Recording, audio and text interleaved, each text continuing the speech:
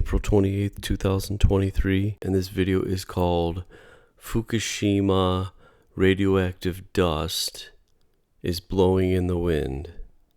Now, this is the TEPCO cam. Now, this is April 29th, 2023, and if you notice, look at the camera shaking. That's the wind blowing, right? Now what's happening is this crippled meltdown, burned out reactor, all this dust in here. And they've vacuumed this thing many a times.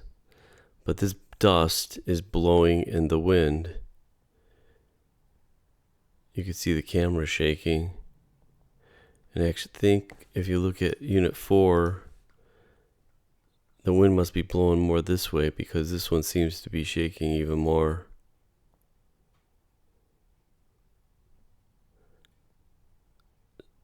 And it's a little bit of a wind if it's shaking a camera. Okay, so what my point is though, the dust that's coming out of here, Unit 1, they have these radioactive concentration dust monitors. Now, the Japanese people, they are a smart people, but they're so smart, this TEPCO company is sneaky. Now, here's the positioning of the monitoring posts. They have 8 of them all the way around here. And look at what the radiation concentration is. This is the 29th. That's today with that wind blowing. And it looks like every one of these colors is represented down on this graph here.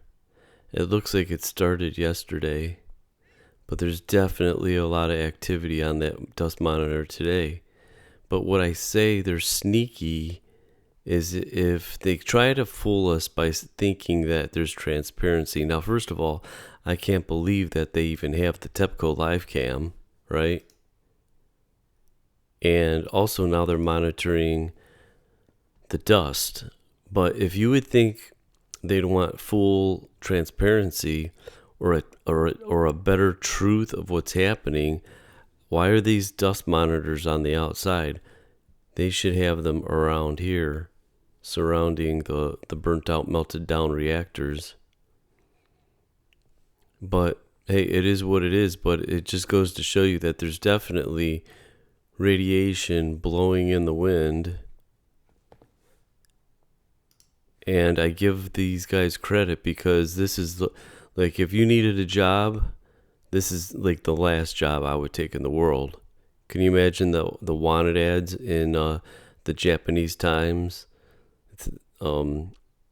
Decommissioning worker, good pay, excellent benefits, we'll pay for your burial. I mean, this is just like a death wish for anybody that's working here. But we need people that work here, because if this is the worst case scenario, we're at it now, but the one above that would be just a walk away from this thing. And can you imagine what would happen then? But they're living on borrowed time over there, because that's maybe why they have this scaffolding. I have no idea what they're doing in here, but that pressure vessel, the containment pressure vessel that holds all that stuff that's down in here, the pedestal is gone, and it's just being held up by some rebar. Maybe that's what this is about. I don't know, but mark my words, there will be a earthquake big enough to topple that thing before they get this job done. And that's when you're going to see, like, this is going to be the worst case scenario is going to unfold right before our eyes.